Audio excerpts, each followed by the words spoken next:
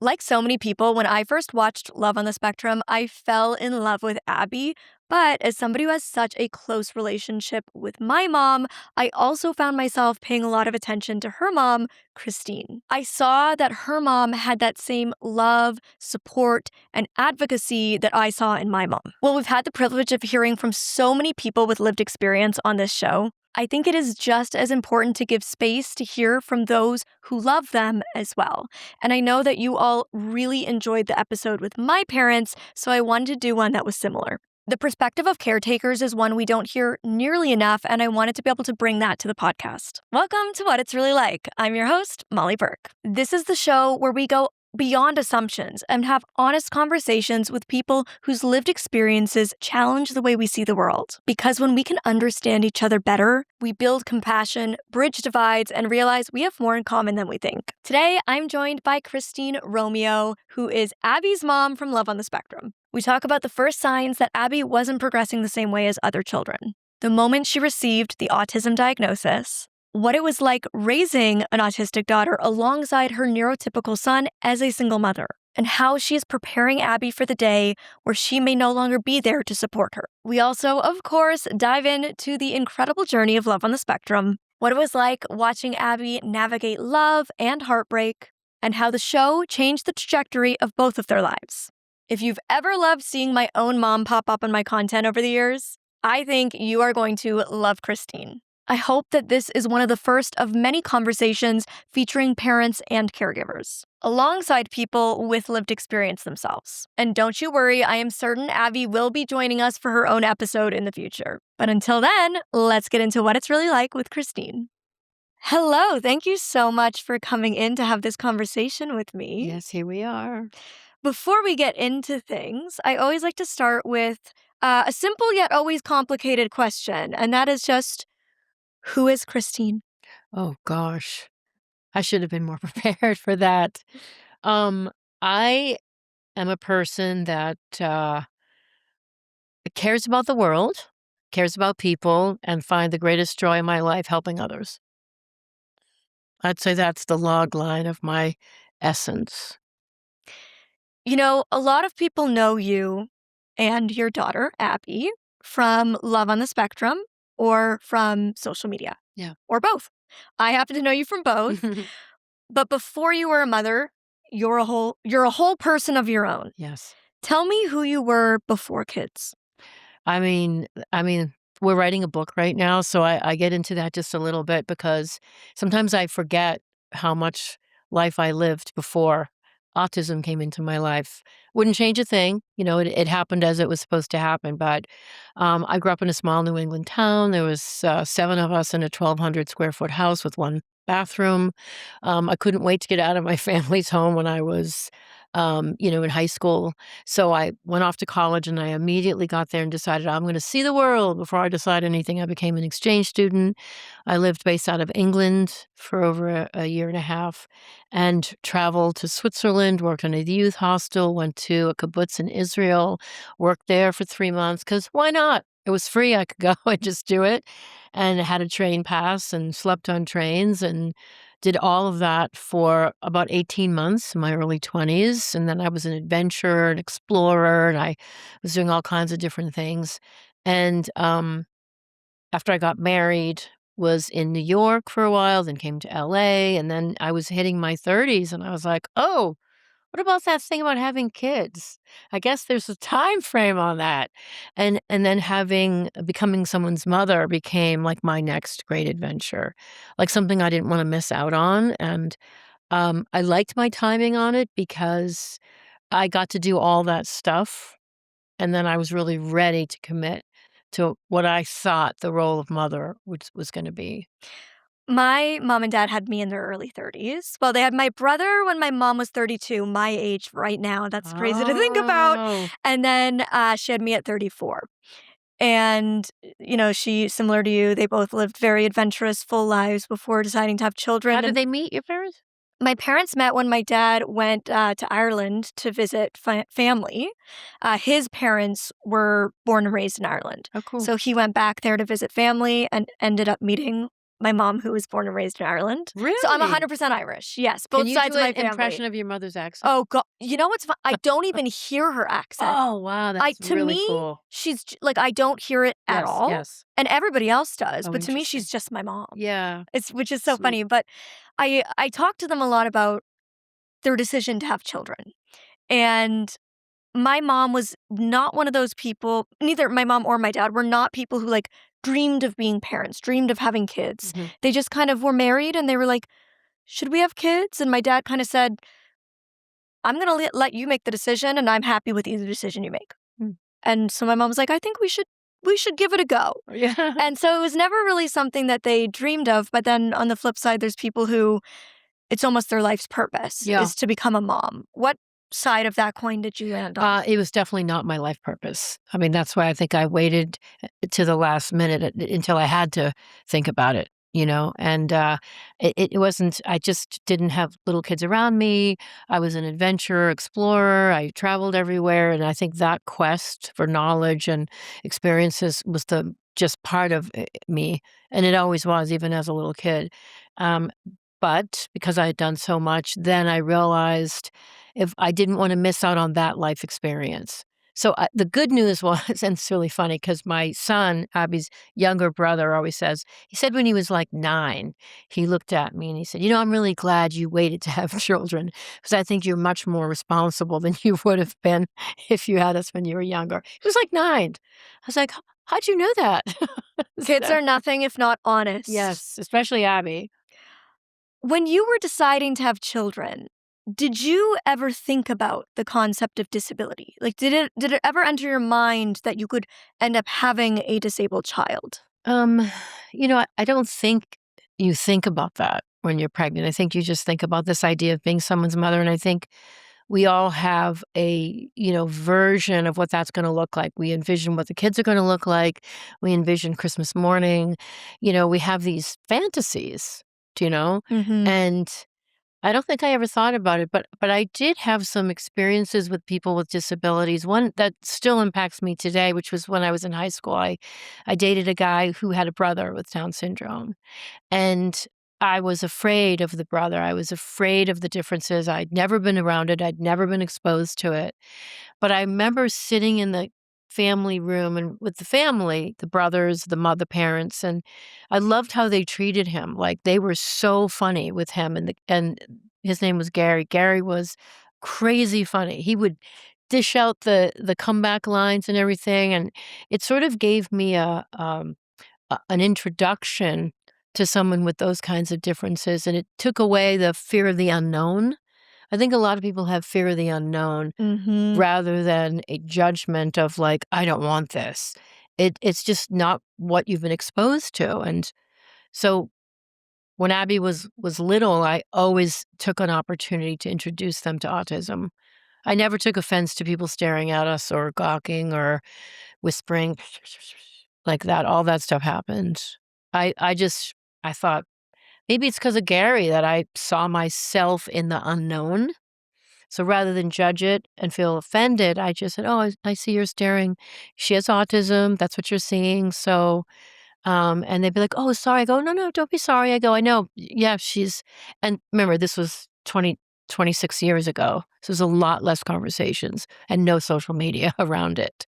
Do you know? Absolutely. I mean, times have changed so much from when I was born in the mid 90s. Yeah. From Abby was born in 2000? Abby was born in 98. 98. Yeah. Yeah. So so much has changed over the years. We're still so far from where we need to be, but it was way, way different in those earlier Yeah, years. it really was. And I mean, I'm excited with the growth we've had and the accommodations because things that are happening in Abby's life I could not have imagined 26 years ago. Do you know? I think my parents would absolutely Yeah. echo those same Yeah. sentiments Yeah. with me. I always like to celebrate the positives. So yes, we definitely have a lot of understanding, and I know that our world of autism will evolve as the years goes on, and we think. But I think that you know, I like to celebrate how far it's come. I mean, I can remember she'd be like 4 years old. She couldn't tolerate loud sounds in stores and, like, background music in stores, and I'd go in and I'd say, "Could you turn the music down, please?" And they'd just go, "No, why?" And I'd be like, "She's on the spectrum," and da da. They just go, "Sorry, it's set at corporate." And now there's sensory rooms and spinner toys and all these And accommodations. stores like Sephora are announcing quiet hours I where they dim the know, lights I and know. they dim the music, and it's become so different. We go to airports and there's Yes, sensory spaces, right, there's concert venues, but life was very different when Abby was diagnosed. And I correct. think the way you described thinking about being a parent, I think is the way I hear so many people still today think about it. When I'm 32, a lot of my friends are starting to have kids or Yeah, have had kids recently. And it's interesting for me hearing so many of them idealize what their child will be like. oh, yeah, And they pick, "Oh, I hope it has your eyes and my smile and your sense of humor and my aptitude for math." And they create the perfect genetic mix yeah, of the two parents. yes. And as somebody who majority of my friends are disabled, I've been involved in the disability world my whole life. I have had people say to me, "You're so lucky your parents kept you." I have had friends like Jen Monsingo, who we both know and who's been on the Mhm. podcast, Yes, whose birth parents gave her up I know. because of her disability. And I always try to say to people, like, don't have a child for the ideal version you might get. Have a child because you want to be a parent to whatever version you get. Yeah. I think especially back then, there was so little representation. Like you, my parents really had very little touch point to disability. And it I mean, I think for me, having a child, like I said, I'd seen the world. I've been to the pyramids. I've been to Israel. I went to Hungary. I went through Checkpoint Charlie in East Berlin when the wall was still up. That dates me. That gives you my age. But I did all that stuff. I mean, I did huge things, but for me, having a child was like the next great adventure.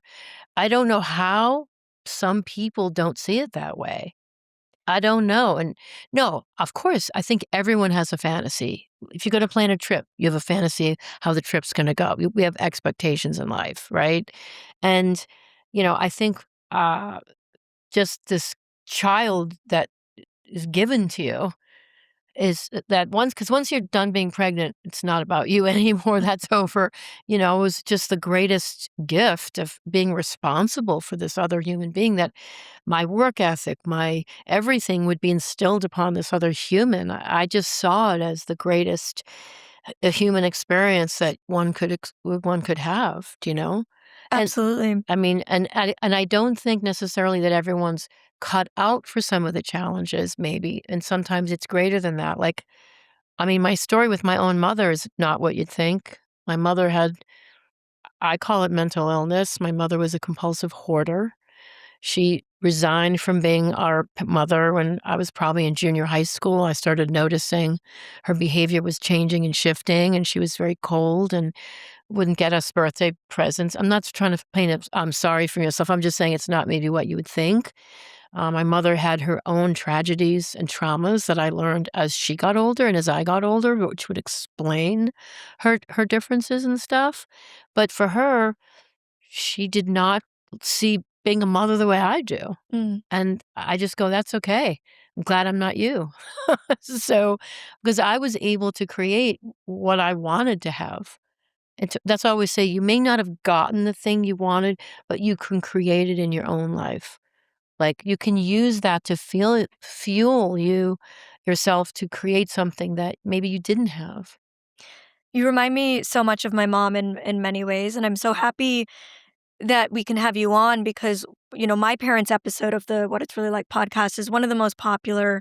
And I know that my audience is very split. I have a lot of disabled people who follow me, but equally I have a lot of parents Yeah, navigating raising a newly diagnosed or young child with some kind of disability. And there's so few resources. So yeah.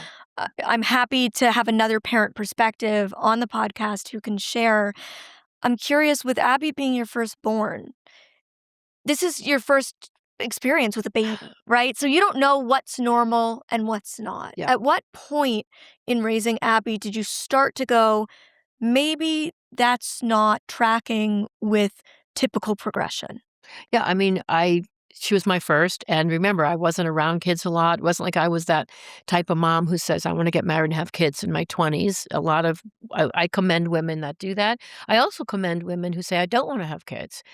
I think It's that's a me. great choice because it is a different path, and I feel like it's almost braver to say, "I don't wanna have kids," because you're saying, "I don't know if I'm able to maybe make that commitment or do it the way I wanna do it," or whatever that is. That's also a important choice that I think is great, and I honor it. But for me, Abby being my first was a lot of self-blame. I always thought I was doing something wrong. Why won't she stop screaming? Why won't she fall asleep in the stroller like the other kids? And then as she got a little bit older, why is she not sitting during story time at the library? All the kids are just staring at the librarian reading, and she's just running back and forth the room, flapping her hands, like, "What's happening?" Like, I didn't know, and I wasn't around kids enough to know, so I just kept saying, "I am doing something wrong." As if I was doing it right, she would be okay. I think that was the hardest part in those beginning years. And then I had mom friends who had kids the same age, they had their kids around the same time as that I did. And I would watch what their kids were doing. And I was like, "Oh, look at." I remember one story in particular. I brought Abby over to a friend's house, and her son was a couple months around the same age as Abby, give or take a few months. And he ran up to her, he tugged on her leg, he looked at the fruit bowl, and he said, "Apple, apple." And she said, "Oh, you want an apple?" And she picked him up, and he grabbed the apple off the fruit bowl, and I thought that kid was a genius. I thought, "This kid is running the show." But that's completely normal childhood Mm. development because Abby couldn't do that. She didn't engage in things, she didn't point at things, she didn't say what she wanted, she didn't engage with other children or really me that much. I mean, she was clingy with me, but she didn't communicate with me. I was like a buffer to the outside world, and I know that was sensory input now looking back. Mm. The sensory world was, I think, painful for her as a little kid. Not so much anymore because she's learned to tolerate, manage, and have her sensory preferences. But there was so much of that unknown. What am I doing wrong? Me calling the pediatrician, him telling me I'm crazy, me noticing things and not understanding. I mean, I honestly had moments of saying, I am so defective. I don't know why or how people have children. That's how serious it was for me. Mm. Like, I didn't understand that the task of being Abby's mother then was so overwhelming to me. I didn't know. And by the way, I didn't have, she wasn't tantruming and screaming and headbanging in that area of autism. It was just that the overall of the lack of participation, the lack of communication, the social engagement part, Mm. she couldn't tell me what she wanted. I just thought I was doing something wrong a lot of the time. That sounds so painful and so confusing, especially when you're trying to reach out and say, "Hey, is something wrong?" And they're Yeah. saying, "No, just it's behavior or it's this or it's that." And we're so trained in society to look around and compare. Yes. And so when you start looking around and thinking, "Why are all these kids tracking in ways that my child isn't?" Yeah. And you're trying to figure out how do you change your behavior as her mom, but none of your changes change the outcome. Right. Did you have your second child before Abby's diagnosis? Yes. Now the truth is, looking back 100% honest, I do not think I would have had any more children if she had been diagnosed. Not because I didn't love children, but I just felt that the task of being her mother and being the kind of mother I wanted to be would take 200% of my energy, and it wouldn't be fair to another child. Mhm. And I also didn't think it'd be fair to risk more autism when I could feel how depleting it was. So, Abby was 1 when I got pregnant with Benjamin, my son, and, she wasn't diagnosed till after he was born. So she was diagnosed at, like, 2 years, 3 months, and by then, he was, 6 months old or something. Yeah. How did you finally get that diagnosis? Well, it was, interesting because it wasn't the doctors that did it, and I know they have a lot of things about girls being diagnosed, but the issue with that is in today's pockets of autism, as the spectrum has, we have embraced more neurotypes.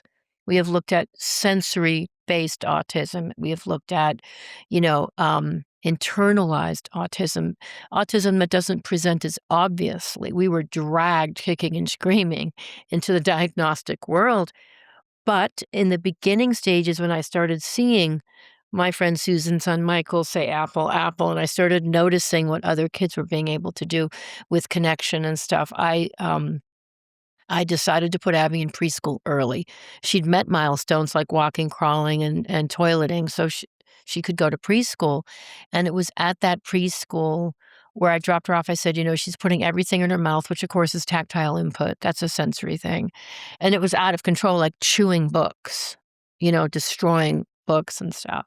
And after 3 days, that preschool called me up and they said, "Can we talk to you?" And I just had that moment when that call came in, like I knew that it wasn't good. They weren't calling me to tell me she was excelling as a Mhm. preschooler. And they just said, "Your child can't come here anymore. We can't guarantee her safety. She's in the back of the play yard by herself in the dirt. She was eating dirt, rocks, leaves, and at times apparently rabbit poop because they had animals in the back of the play yard. And they said that we think you should have her evaluated." They used that word evaluated, which I hadn't heard before. And they said, "We're sorry." And I just sank back in my chair. I mean, I remember every minute of that phone call because that was the call that's changed my life forever. That's when I knew this was serious and that the doctors, because I get it, there are certain developmental milestones that could be typical, but when you put them in a context outside of the doctor's office for 20 minutes in a visit, now you're in the world and you can see it's just not happening. So I begged the school. I said, "Can she come back with a helper?" I said, "Can I just send like a babysitter with her?" And they said, "Yes." Cost me a fortune, but I sent her anyways, and I didn't work. After about 2 weeks, they just said she's just still doing the same things, only someone's watching her. That preschool calling and saying that was a life-changing moment for me. And then from there began the diagnostic process. However, I would tell you that even then, because autism presented in the more typical way of my knowledge, like Rain Man, savant, tantruming, Abby didn't tantrum so much. She was very clingy with me, actually. Like if I put her in a doctor setting, like in a speech or something, and I left the room, she'd scream constantly. Like, so she was aware of my not being, and if I was there, she'd quiet down. Mm. So there were some things that didn't make sense.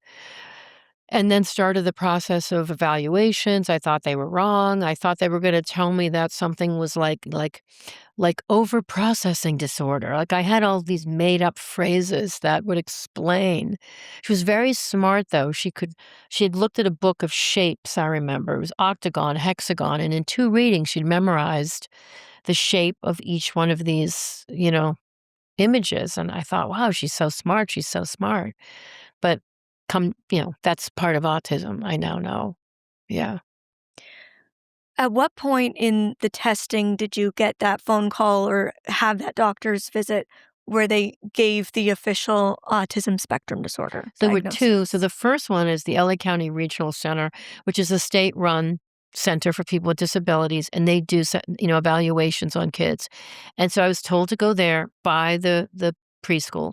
So I went, made the appointment, went in. It's like a 2-hour thing, and they sent a report back that just says, "Yeah, she has autism."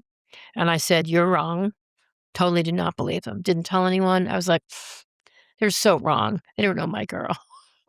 So, and then I waited, and she couldn't go to school or do anything, so I found a private developmental pediatrician in Pasadena, and I went there. So they did all the stuff, and I would say things like, she has exceptional hearing. She can hear a dog barking a mile away before anyone else can hear it. Like, she did have these splinter skills, and went, tested her out, then we had to drive back to get the results. So it's just me and my ex-husband at the time drive back, and I'm driving in the car in the 134, and there was a billboard, and it was just so weird, and I looked up, and it was a billboard, and all it said was autism.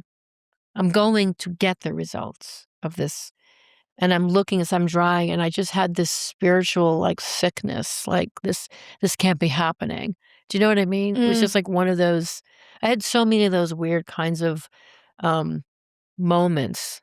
Anyways, went there, sat down, and the doctor, Dr. Diane, said, going through a bunch of papers, her behaviors are consistent with autism, and that's all I heard. Her behaviors are consistent with autism, and everything just kinda went in slow motion, and I just couldn't hear anything anymore. And she was saying, "You're gonna have a lot of appointments. There's occupational therapy, there's floor time therapy, there's gonna be some, sensory this," and she started saying all these words. I didn't even know what they meant, and I remember just thinking, "My to-do list is already so long. I can't I can't do this. What is she saying?" Like, it was so overwhelming. Yeah, that was a very, very hard day. Do you know what's so wild is the day my parents got the phone call that I was diagnosed with retinitis pigmentosa and I was going to go blind, the front page of our newspaper had a little girl holding a white cane, and the whole article was about how she got her first white cane that day. Wow. And it's like the exact same situation with the billboard with Yeah. autism. It's like the universe. And my mom just like looked at that picture on the front cover of our newspaper and was like, that's the future. Like, that is my daughter. Wow. And it was, I think my parents would both, I think, explain their feelings very similar to yours. Yeah. And it's such an, living with a disability. I know that I am not the ideal. I know that my life is not the life anyone dreams of. Nobody wants to be blind. Nobody wants to be disabled. Nobody dreams they're gonna have a disabled child. Like, I know that. And I think when we hear parents, and my parents have talked very openly about this, around that kind of shock and that grief of diagnosis, it's always interesting because I can cognitively say, that makes complete sense, and I would feel the same way. But I can emotionally feel sad that my existence causes some form of grief. Does that make sense? Yeah, it does. I mean, I think Abby's like she's always there's a connection with her trying to get it right because she knows things will be easier in the house. Like, I watch her and her brother a lot, and he's a great, great brother, but sometimes it's hard for him, and it was especially hard for him in high school. I was working full time trying to pay the bills. I had always had someone living in my house to help out, but I could see there was, I think she was sort of she'd have an involuntary autistic meltdown. I mean, she didn't do it on purpose. But the triggers are sometimes so crazy. I mean, I understand them now, but for him, it was harder for him to manage. And I could see him feel bad, and I could see her feel bad, and then I would feel bad. It was just the sadness of how difficult certain things are. But then I go, how different is that from two teenagers just fighting over something? Mm. Like, at the same token, there's also people just have these differences. You could have crashed the car because you were out drinking one night, and you would also feel like bad. We do bad things. We make mistakes, all of us. It's somehow we have to respect our stories, do our best, and hope that people can, I think, come into acceptance of something they don't know. That's why when people say things now that don't know Abby, or they're staring, even now, people that don't know, not everybody knows Abby. I still to this day will just take it as, oh, the universe has asked me to educate this person. Abby has autism. That's what you're seeing. People are usually super kind about it. Um, it doesn't mean it's not hard at times. It is. So I do often wonder, thank you for sharing that. Like, what's it like for Abby when she gets mad at herself? And Mhm. she's now able to say, "I'm mad at my brain." She was a little kid and she couldn't interact socially in the typical school that she went to until 2nd grade, and then she went to an autism school, and all the kids had autism. But prior to that, she would copy typical kids. Like, she'd be on the playground watching them, and if a typical girl sneezed, she would sneeze. Like, "Achoo!" And then look right at the kid. Do you know? If Right. a typical kid, tore a piece of paper in half, Abby would run and find a paper and she would tear it in half because she couldn't communicate with them, but she would copy their She was trying to actions. connect. That was her way of trying to connect. Mhm. And that was when she was, I mean, gosh, 7 years old. But now today at 28, she could say in an interview, she said it once, and I was kind of like another aha moment. She said, I wasn't mad at the kids. I was mad at my brain. And I love that she said that. And I said, when you run it, because two of those girls we still know because I'm friends with the parents, you should tell them. You should tell those girls that because we're still friends with them all these years later. But, it's that kind of thing. So I think that, yeah, you don't. And it's funny because you don't know how you're going to be as a parent of someone with a disability.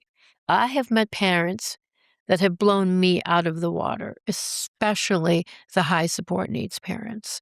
We got to give them a shout out because in the autism world right now, some of those caregivers get blasted by people on social media that have low support needs. We're in the middle, and it shocks me because I look at the high support needs parents as having a level of love, patience, that's requires more than I have right now that I'm doing, in my world, because Abby's autism is this kind of autism. Do you see what I mean? Mm. And so within the spectrum, there's all this kind of misunderstandings, I think, about what those tasks are. But I have been just so inspired whenever I feel down or like sad or something that might even happen today. I always think of those families and those stories, and I seek strength from them. That's just kind of how I do it. I think it's so important for parents of disabled children to have their spaces, to share and to connect and to have representation, as it is equally important for disabled people to have that representation because your lived experience as a parent does differ from the lived experience of a parent whose children are not disabled or who are neurotypical. And as I said, I think it's completely fair for parents to have this feeling of shock or grief upon a diagnosis and that fear of the unknown. And even though it can be hard for those of us with disabilities to hear that, it doesn't make your feeling less valid. And other parents deserve to feel seen through your shared lived experience with them. I think it's very important because it's a complicated and different world, and you come into your life and it's just you. Then you get married, you get pregnant, you have a child, but you still had a vision of the life you were building. And then a disability comes in and it changes that for both you and your child. You're both now on a different trajectory. Abby and I have openly talked about that. If you could have a typical kid's brain right now, would you switch brains? And she said to me recently, she said, no, because then I'd have to go work in an office 24/7. That was her answer. And I love that answer. And it took me a while to understand this world. I think that's okay. Did I have resentments? Somewhere in the middle, I did, but it wasn't just autism. My life fell apart at 40, in my early 40s. It fell apart. Getting a divorce, my father died, Abby was diagnosed, money was tight, I had no marketable skills, I had a house, didn't know how to pay for it. Like, it was so scary. Then I went back to work, I was working a minimum wage job, I had people living in my house to help me with the kids. We bartered because I couldn't afford to pay anybody. Like, it wasn't a great time. So I was mourning everything about my life, not just autism. Like, I never saw myself as divorced or a single person. I didn't know how to do it all alone because I didn't have any support. I didn't have really, my family's on the East Coast. They're not even here. So I was by myself kind of. So there was a lot of loss and grief, and I handled it in different ways. And I've talked this story before, like kind of a wake up call of not self pity, but mourning the life I thought I was going to have. Remember, I created an international experience for myself, traveling to 17 countries by the time I was 25. I made that happen. No one helped me. No one paid a dime. I slept on trains. I stayed in youth hostels because I wanted to see the world. I got a job in Switzerland. I made beds and cooked and cleaned that youth hostel. I was the manager for a summer. I went to Israel. That didn't cost any money. Got to be housed on a kibbutz and did my chores. Like, I made stuff happen. But this was not something you were ever gonna change. And now I'm so in life, I can't make stuff happen. I have to survive. Mm. And there was a just a big acceptance that the life I ordered is not the life I was going to have. And I can completely relate to grieving the version of the life that you thought because I had to do that with Right. my own life, Of my course. own disability. I had to go, I'm never going to be the sighted girl I want to be. I'm never going to have the life of a sighted person. I must let that go and learn to surrender to this identity and this existence and reality and make the best version of this life, Yeah. even though it's not the life that I wanted or anticipated or wished I had. One day, I'm going to build the life that I did wish for, but it's not the life I initially was wishing for. Correct. You yourself know that because you had to go through that. Like anyone that has a brain injury or a loss of limbs, or they have some kind of disability like that, maybe not something you were born with. Like Abby was born with autism. She never fit into the typical world from her point of view. She was always on the outside looking in. So there wasn't a loss. And by the way, Abby didn't regress. Some kids with autism are developing normally and then they regress. That's not what we had. Abby just never kind of moved into those social circles and then lost it. It wasn't like that. So, yeah, I think that there's something about deciding that you are going to be happy no matter what. And I think at some point, there's a lot of people out here who have not made that decision and they live in the negative. They live in the anger. They live in the disappointment. That's also a choice. And I say this because I lived in the angry, disappointed zone for a couple of years when Abby was younger and I was getting a divorce and I was working a minimum wage job. It didn't even pay for my son's preschool. And I thought, I can't do this. I cannot do this. This is every aspect of my life had crumbled. And I was angry and I was bitter and I was depressed. And people told me I should take antidepressants and I should da da da da. And I just was really, really struggling. I slowly had to make a choice. There's a book out there. It's really a book. The name of the book is called Loving What Is, self-help book. And someone said, you should get that book and you should read that. You got to get yourself out of this rut, this 2-year rut. It's like, okay. So I got the book, put it on my nightstand. Too busy, too depressed, too sad, never read it. But I did read the cover and it said, Loving What Is. And I'd wake up every morning and I'd look to my nightstand and I'd see that damn book. I got to read that book, but I don't have time and I'm too depressed to read that book. So da, da, da. And one day it just hit me and I just looked at that book and it said, Loving What Is. And I sat at the edge of my bed and I thought, I have two choices. I can either love this life or I can hate it and I can be miserable. Which am I going to choose? And it just one day just hit me. And I was like, well, I've been bitchy for 2 years now. This isn't fun and this isn't working. So I one day just said, you have to be fully accepting of all of these aspects, which was I was a single woman. I was, in LA by myself. I had no supports. I had a daughter with autism. I was shopping at yard sales for my kids' clothes. Like I said, I had the house, but every dime was going into paying for it. There was no money left over for anything. I couldn't afford a helper or anyone to help me, so I bartered, and I had different people living in the house, and my little office was flipped into a bedroom, so someone could help me after the kids were in school, and I slowly dug myself out of that hole of resentments and resistance and anger and said and mourning that life that I thought I was gonna have, and then just saying, "This is what is, and I cannot change it. My will cannot change Abby's autism. Mhm. It just can't." So that began a trajectory of acceptance, which is why today I look at what Abby's doing and I'm crying all the time. And so is she. I mean, I love it. Abby always says, I'm crying tears of joy on the inside, No. which I love. I love that saying. I I feel like your description of that very much mirrors my own. Mm, After my vision loss, I say I threw myself a daily pity party. I was angry. I was resentful. I was bitter. I asked, why me? I was depressed. I wanted to end my life. mm, And I got to the point where I was sitting in that for so long. And I was like, this is not fun. Yeah. This is not fun. I'm not fun to be around. I don't want to be around anybody. I just want to hide in my room. Mm.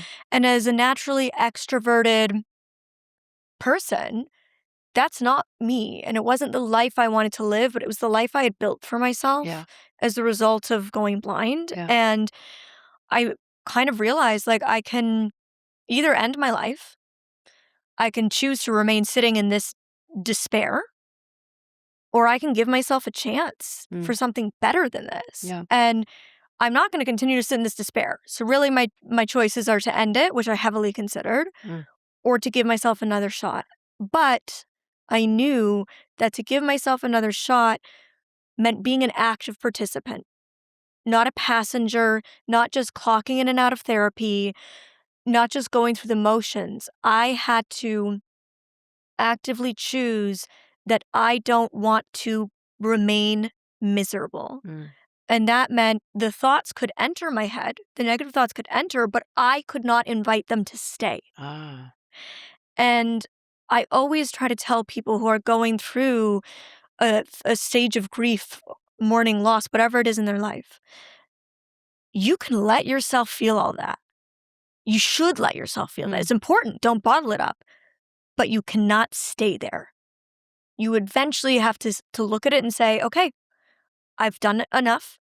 I let myself wallow long enough. Now I need to get back up Mm. and rebuild Right. and start again. And it's not easy, right? It's easy to say, just get up and start again. It's hard in practice, but you have to know you deserve more than what you have right now. Yeah. And that it's possible to get that, but it is a choice. It is a choice to say, whatever the hell my circumstance is, I got to figure out a way to make this livable and to make this lovable again Yeah. someday. Yeah. So true. I think that sometimes we forget that there's someone fighting for their life right now in the hospital that has stage 4 cancer. Like, sometimes I feel like it's a miracle that any of us lived to into our 80s. Do you know what I mean with Mm, all I remember being a little kid and learning about the fragile nature of life itself, and thinking, "My God, there's diseases and this happens," and just being terrified of realizing that, when you're a kid and you start learning about life and death and stuff. And then you say, I'm not sure anyone gets exactly what they want. We all have different, I think, soul connections of challenges and gifts that we receive in this lifetime.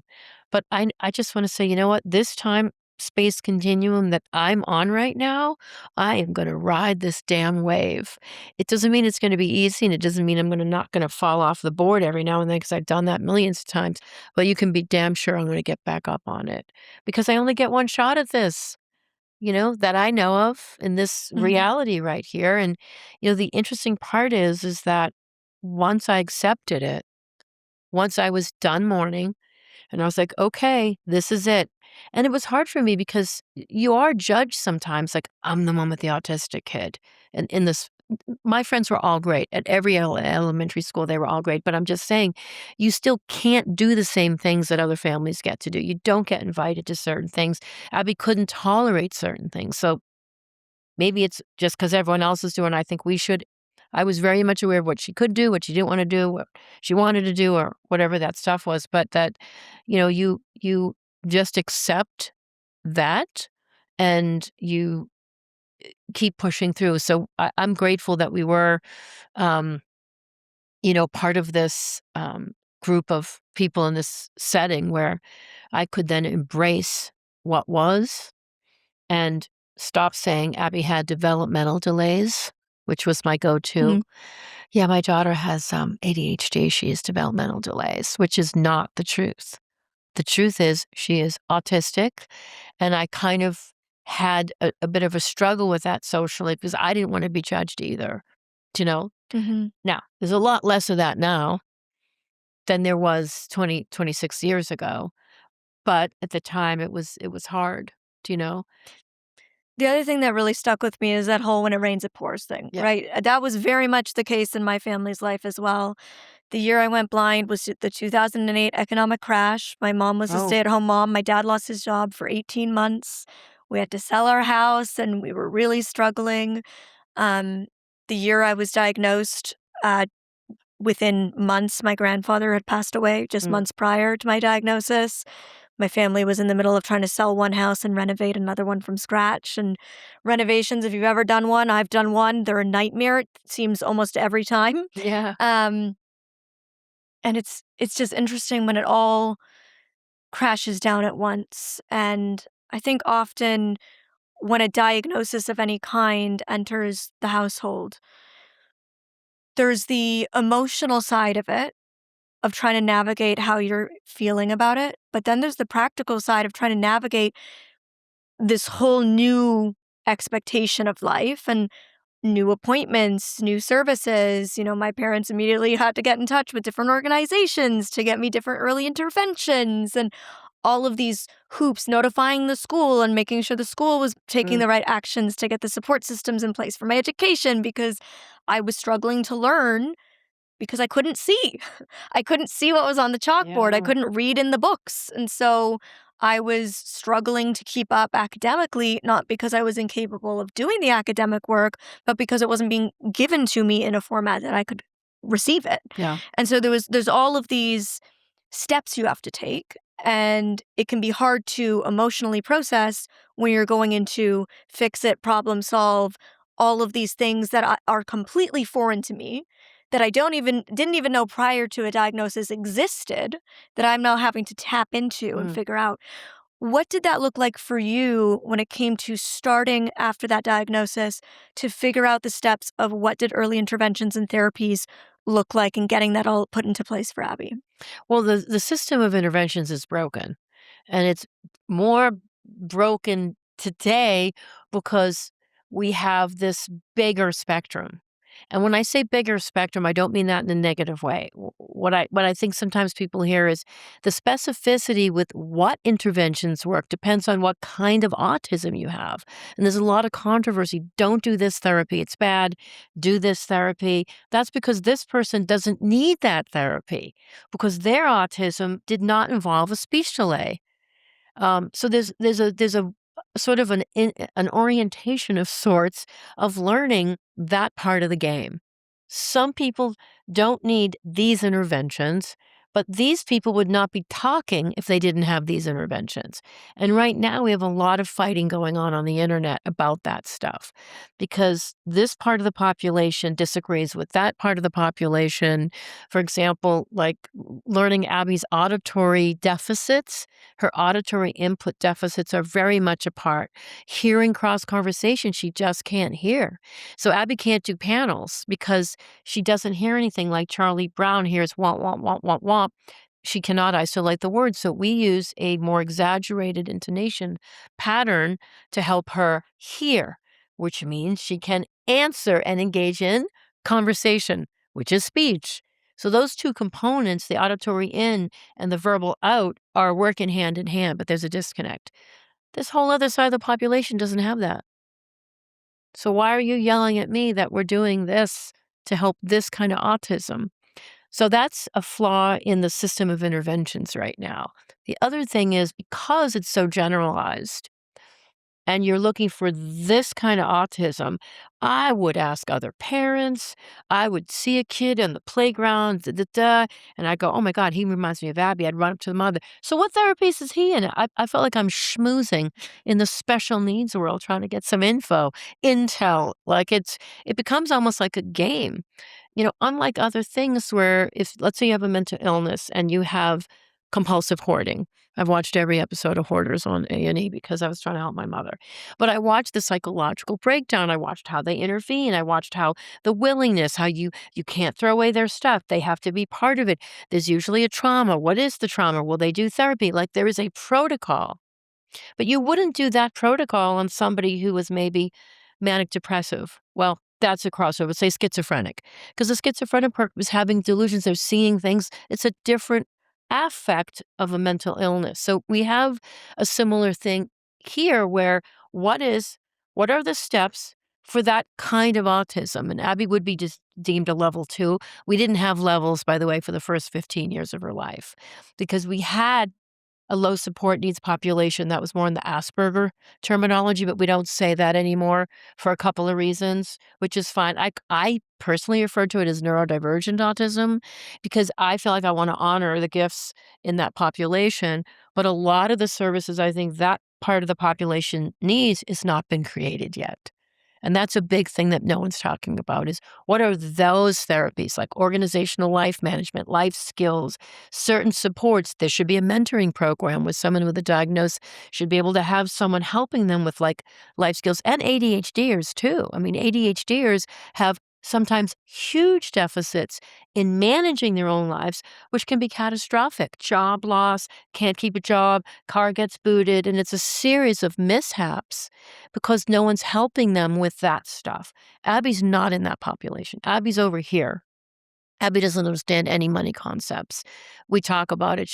And that's fine. We'll get to that at some point. Right now, it's like talking, listening, singing, building a life for her, still teaching her skills. But the whole area of interventions and treatments to me is kind of a mess. I wish that we had some specific language so that people had portals with which to get on to help people in every aspect.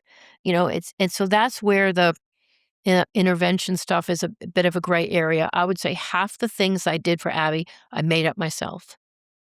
No one told me to do it. There ain't no therapy out there to do it. I mean, my biggest story right now is discovering that my daughter is talking in memories. Why is she using memories? She's scared right now. She's saying, that's the clubhouse. That's the clubhouse. I mean, this was when she was in 7th grade. I'm like, she keeps using memories to talk. What is that? And I remember grabbing a piece of paper to the therapist in the therapist's room. It's like, why is she talking in memories? And I said, this place she went to is called the Clubhouse. It was an after-school program.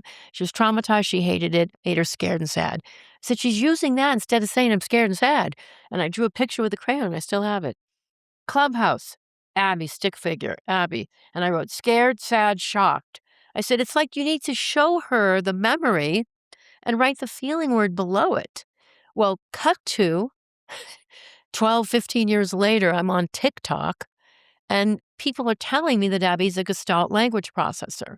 And I think it's a supplement. I'm like, yeah, I'm not going to buy those vitamins because it's TikTok.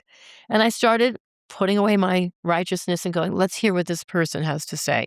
And sure enough, it's an exact explanation of what I was talking about when she was in 7th grade.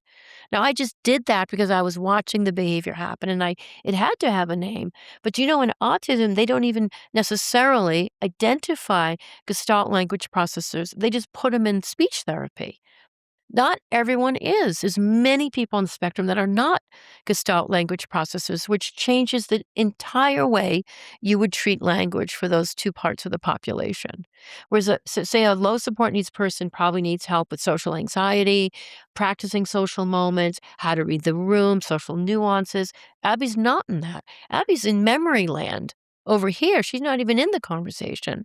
We've got to find a way to get her to pull that back and figure out how to use appropriate language so that she can be understood and advocate for herself. Do you see? I think what I'm hearing over and over again in that response is that it's not a monolith.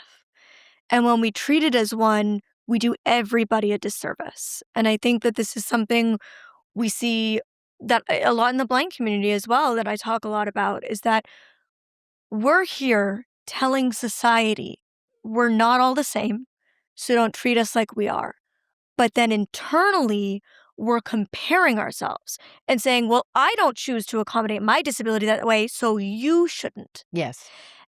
We are only harming ourselves because two people with the same diagnosis can have entirely different lived experience. Because why? Because we're not a monolith. So you can have retinitis pigmentosa and I can have retinitis pigmentosa, both diagnosed at 4 years old, both legally blind from birth. However, we're raised in different socioeconomic settings.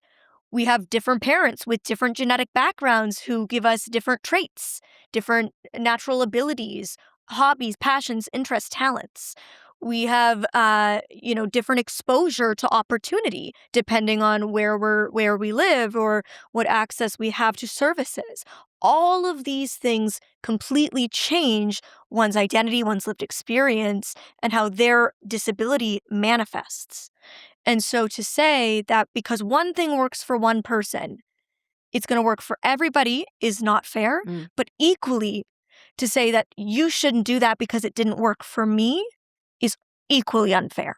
Correct. I think that's the biggest thing that I live with in my platform, which is, you treat Abby like a baby, you're invasive, you do this, you do that, let her go live on her own.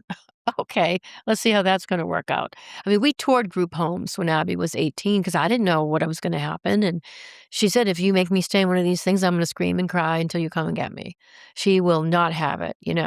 But we're working toward independence. But it's one of the parts of the conversation where just trust that the people that have a similar affect are getting some information that they might not have otherwise. We get people in other countries that have zero access to services that are learning just from things that we might have done, and we'd like to just share that. But my experience isn't your experience, and I personally try to listen to everyone's lived experience. But I think the overall problem in the autism community is everybody wants to be heard.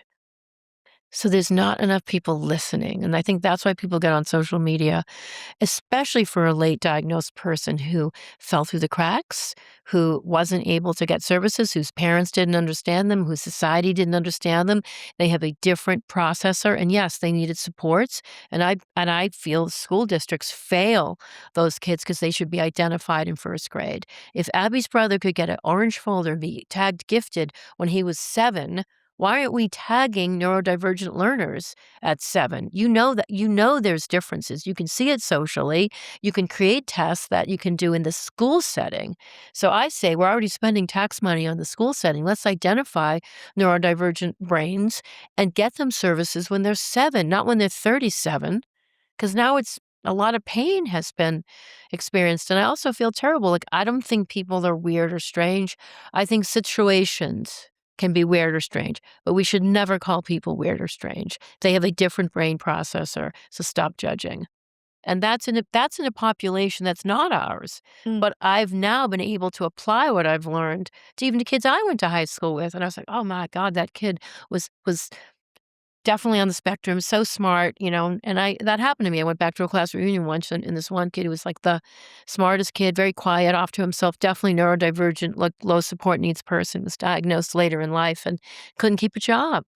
And he was one of the smartest kids in our class. It's heartbreaking to me to think of those things.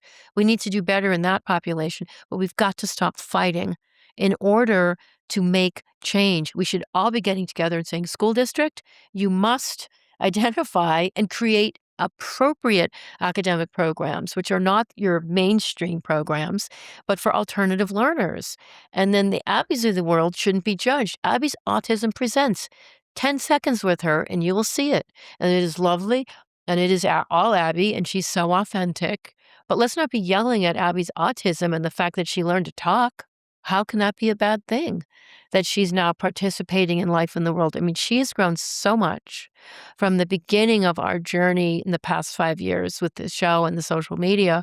And she wants to tell her story, and she's so connected to her own story. It's really inspiring. My mom always says that raising a disabled child is one of the most creative jobs you can have. Yeah. Because there really is no rule book, right? There's a million parenting books out there, Yeah. but there's none on how to raise your child with a disability. No. And again, every disability is so different. Yeah. So even when you're handed this list, Yeah. this checklist of the things you can do and should do, it doesn't mean they will work for you. Yeah. Or it doesn't mean that there's this experimental option over here that you shouldn't try because it's not on this checklist the doctor gave you. Yeah. And it sounds like your experience was very much the same. It's just listening to your child, connecting with your child, understanding your child, and saying, it doesn't matter what any list tells me. I have to listen to Abby. I have to stay connected to her. And I see the friendship, the connection you two have, and it really does remind me of my mom and I, because there was times in my life, particularly around when I went blind, where she was all I had, and she was my person. And I think the role that a parent plays in a disabled child's life is make it or break it. it can be, extremely special when it's somebody like you or my mom who sees this potential challenge that's being placed in front of them, what many would call a challenge, and saying, "How do I make something wonderful with this?" Yeah. I mean, I feel like we've kind of done that. I mean, it was a lot. First of all, it challenged me beyond my own capabilities. That's not a bad thing. I'm just saying I didn't know I could even do this. But once I had the assignment, I would fight for my kid. And some of the stuff I did is almost comical to get Abby services, like the IEP meetings, and they're going to try and pull her speech. And that's the one thing I'm so proud of is Abby had 22 years of speech therapy, and I got rid of services she didn't need. But I was going to fight for speech until my last dying breath. And they saw me coming to the IEP meetings, and they didn't even say anything. But I always brought cookies. And I felt that if I brought a nice chocolate chip cookie to the IEP meeting, everyone got one.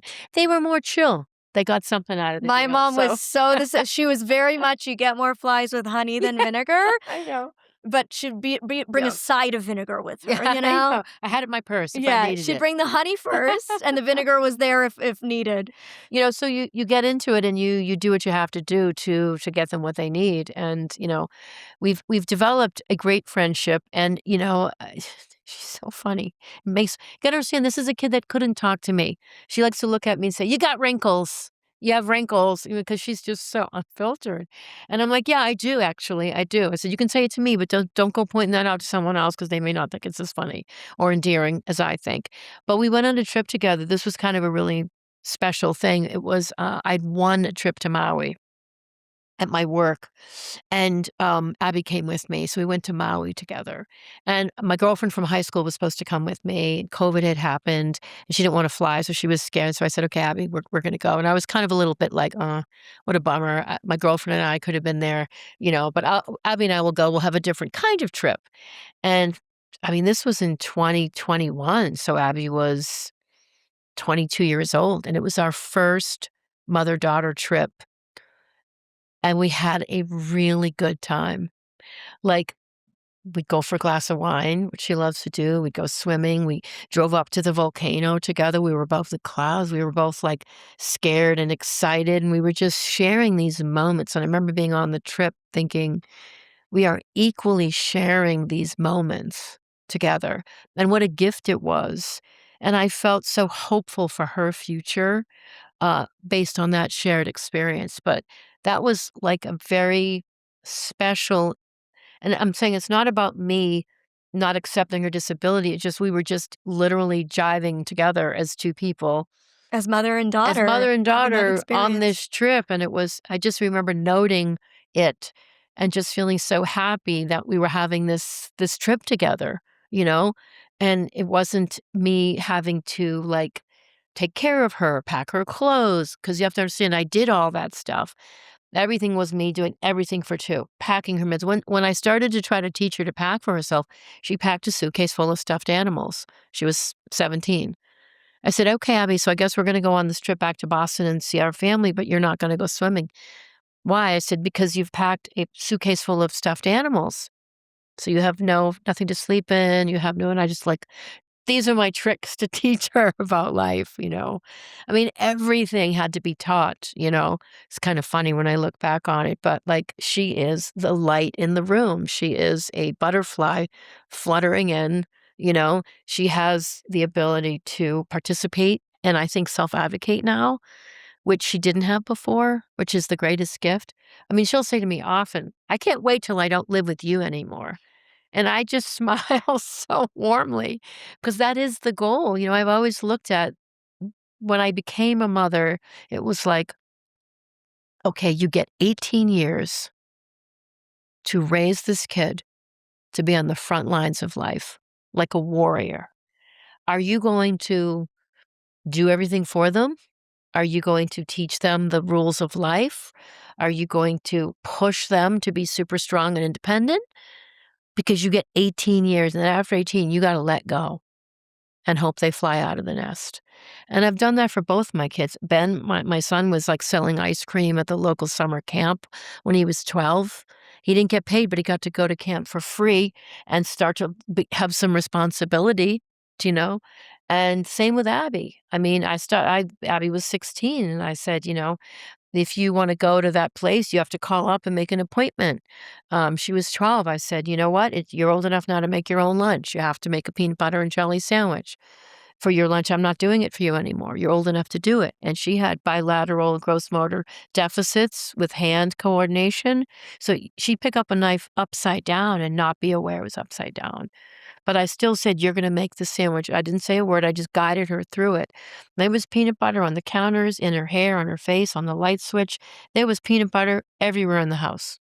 But that day when she was 12, she did make her own peanut butter and jelly sandwich. And I was like, "That's it," you know?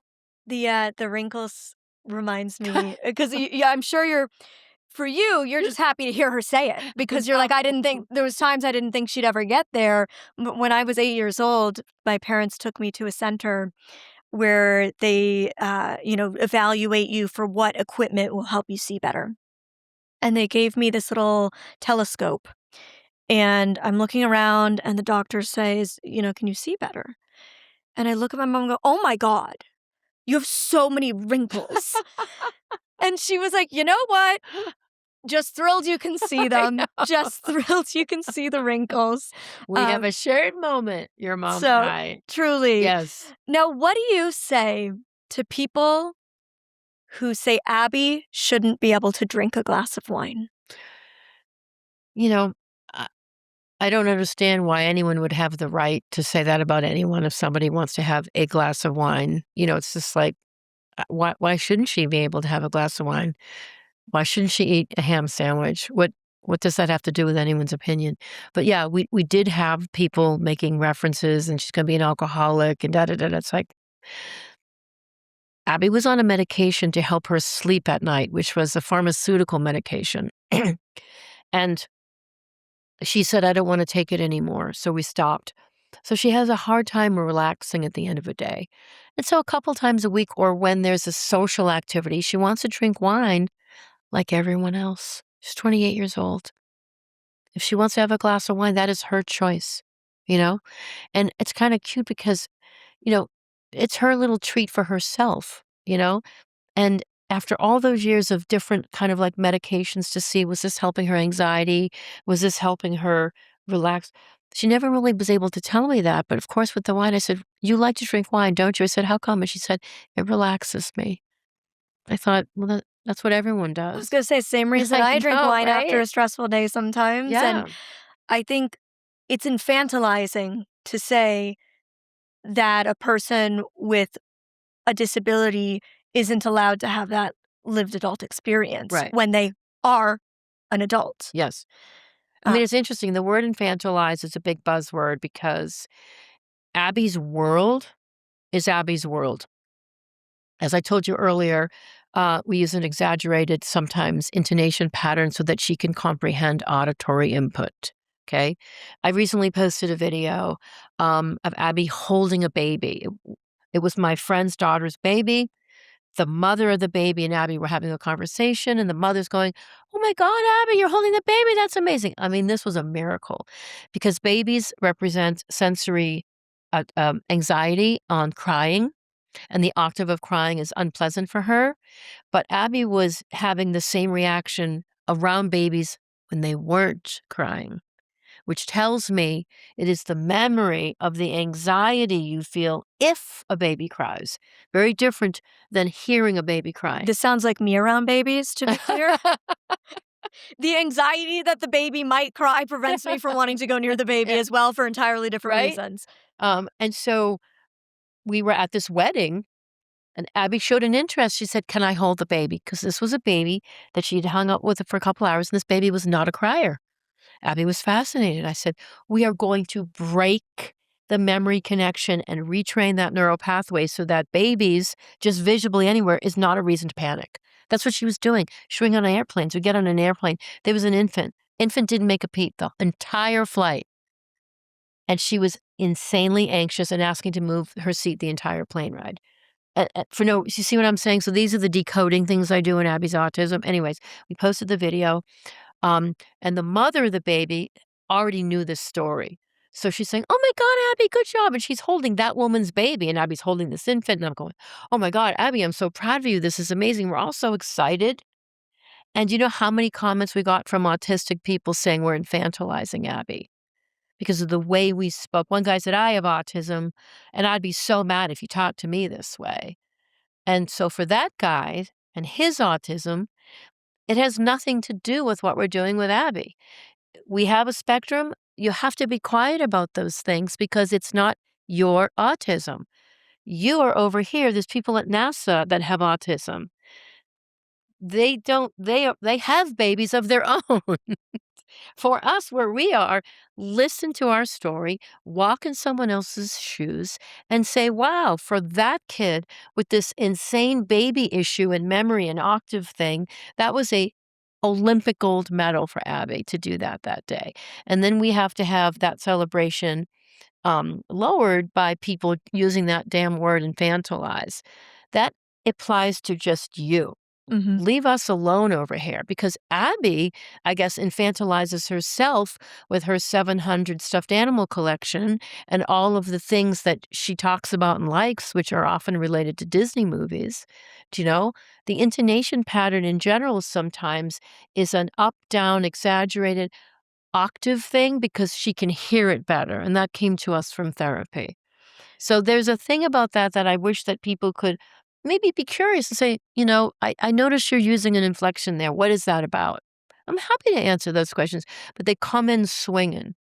And that's where we don't hear each other. The spectrum becomes a big fight. Low support needs hate the parents, and they hate the high support needs parents. And that is just, it's just not fair, I don't think. I am a huge fan of the word nuance. Hmm. I think everybody needs a bit more nuance when they look at things. Yeah. And I am somebody who has been extreme on two ends of a spectrum in terms of my viewpoint on disability. And I now spend most of my life in the gray area with pretty much everything because I realize that's where all the nuance lives. Mm. I remember getting so frustrated about the idea of inspiration porn, the idea of people congratulating me for doing simple tasks. And then I got to a place of realizing a person who's been blind from birth, who has only ever crossed a busy street using their hearing, they don't need to be congratulated when they do that. That's the only way they've ever known how to cross the street. Ah. But when somebody goes blind at 20 years old, at 14 years old, at 37 years old, and they take that step of crossing the street for the first time on their own, my God, we should celebrate that Yeah. because I can tell you it's fucking terrifying. Mm. It's so scary when you do that for the first time. Mm. When you go out on your own as a blind person for the first time, taking public transit, going to Starbucks and getting your coffee, it is scary. So if my mom or my best friend who knows the struggle I went through to develop the skills and the confidence to do that, say, I'm so proud of you, congratulations, we knew you could do it, they should celebrate me. Yeah. It doesn't mean everybody in the blind community needs to be celebrated when they do that, because if that's the only way you've ever done it, or you've been doing it that way for 10 years, no, it's not a huge celebration. It's not exciting. It's your normal.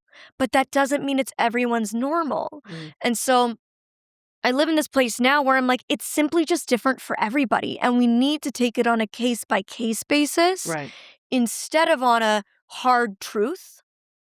And that's where I've developed. And, it's interesting being on the internet for 12 years, being in the public eye for most of my life. There's things I've said on the internet or in press years ago that I don't agree with today. Oh, interesting. Because I've grown and I've Mm. learned and I've Mhm. changed, and that's a part of being human, Mm. is that I continue to develop new perspectives and change my opinions because I've been handed new information. Yeah. And I can say, hey, I've made mistakes or I've said things I don't agree with, and that's okay. Right. That's a part of being human. Yeah. And we need to give people the space to grow and learn and change. Yeah. Everyone needs to be willing to grow and learn and change. And that means sometimes putting your ego aside and saying, I always say this, I'm not right in my autism experience. I'm not wrong. in my autism experience. It is my lived experience. Therefore, it's not right or wrong. It just is, as is yours and yours and yours. And why can't we spend time honoring that, live in the gray, check your ego at the door? And autism, there's like it's been politicized a little bit too, which I don't like. There's like a whole like political thing. If you feel this way, I've been attacked myself and called all kinds of political names, which are really, really hurtful. I don't respond to those comments anymore because, people will look at you, make decisions about you, and just it's unpleasant. But I will say one thing, I won't hate my haters back. If my haters aren't willing to hear my story, I can't help you. We can't learn from each other. You can stay angry, and I know because I was angry and I lived in that zone and it sucks. Try positivity. It's a much better high. But if they're not willing to do that, that's their choice. Yeah. I always say live in the gray. But in some types of autism, there is I think, a difference in how the ego operates or how the sense of self operates. Abby operates from a self of what she wants and she likes, and that's part of her autism. It's not her ego. So in other types of autism, say maybe more low support needs, I think the nuance is they too lack an instinct of knowing that that didn't sound right or my comment was mean right now because all they know is their autism. Do you see what I mean? Mhm. And so it's sometimes I think it's I try to remember that even though what they just said was horrible and nasty and one of the meanest comments ever, they didn't mean it in that way because their perspective is different. They don't process the same way, and it's not all ego driven. Do you see? So within the disability of autism, like I said, there's a different way of seeing and viewing the world. I've talked to a lot of low support needs, and I love some of these stories where these are people in your high school. They have maybe social isolation. They have good grades and language, so they are not diagnosed. Maybe they have massive sensory. It's really a processing thing. It's the way they are in the world, and they'll say, my friends or people I hung out with always said that I was mean, and I said mean comments, and I didn't think it was mean, and there was a real innocence in that. Like, they don't know that that comment to say that way is not okay. Do you see what I mean? And Mhm. so I think that's an important part of accepting those that might fall through the cracks to understand that don't take that at face value, and that's in that world. That's not our world, but I've done my best to learn about that other world, as I have for the high support needs world. I follow a lot of creators because I feel like their stories need to be told because they have the deepest and hardest affect of autism. When Abby was 4 years old, I went to a parent support group because I was struggling. And in this parent support group, there was maybe 10 of us parents. But there was one mom, this beautiful woman. I still remember her face. She sat to my right. And she started to tell the story of her son and how he was 13 years old, 6 feet tall. And she showed us the bruises all up and down her arms. And she started to weep very deeply because she and her husband were realizing that they couldn't take care of him anymore, that they were going to have to put him in a facility. And this woman cried so deeply that she felt like she was failing her son. Like if she was just taller and stronger, if there would be a way they could keep him at home. And they had another child. But the pain of making that decision was one I would never have to make. And I learned then that this autism thing is so vastly different in this landscape from one story to the next. And So individualized. so individualized. And I often thought of that mother when I felt sorry for myself with an Abby thing. Abby's having a meltdown. We're leaving this event because she can't handle it. And I'm sad and I'm by myself and I'm trying to juggle everything. But I didn't have to do that decision. And so I would remember those stories to give myself hope that I could do it, that somebody else was out there fighting harder than I was. Do you know what I mean? So I always try to remember those other stories, but I never went back to that support group because I felt comparatively I couldn't share that story. And it wasn't fair for me to be in that room with that woman. But I was very impacted by her story. Do you know? And there was a reason I was meant to hear that story. I carried it with me forever. She probably doesn't know that. But I think those are the kinds of things in this world I just wish people could honor each other, be open to each other, advocate for each other. I completely believe in insurance reform and educational reform, but the diagnostic code is just kind of like, spectrum, you guys figure it out. You figure out what you need to do because nobody comes to you with a treatment plan or interventions. That's where you have to be a fighter and a detective, and you have to spend your life learning about this stuff, you know? I love what you said about thinking of, I'm not right, I'm not wrong, it just is. Yeah, Because I always have that exact same approach. I always say to my audience, I'm not telling you I'm right and this is what you should believe. I'm telling you this is the lived experience that allowed me to draw this conclusion for me. right. And your lived experience might have you draw a different conclusion. Neither of us are right or wrong. We Correct. have different lived experience, and that's okay. And I wish more people could take that approach to every conversation they have because I think it's so beneficial. And, you mentioned autism being politicized. So, Christine, I have a very important question for you. Did Tylenol cause Abby's autism?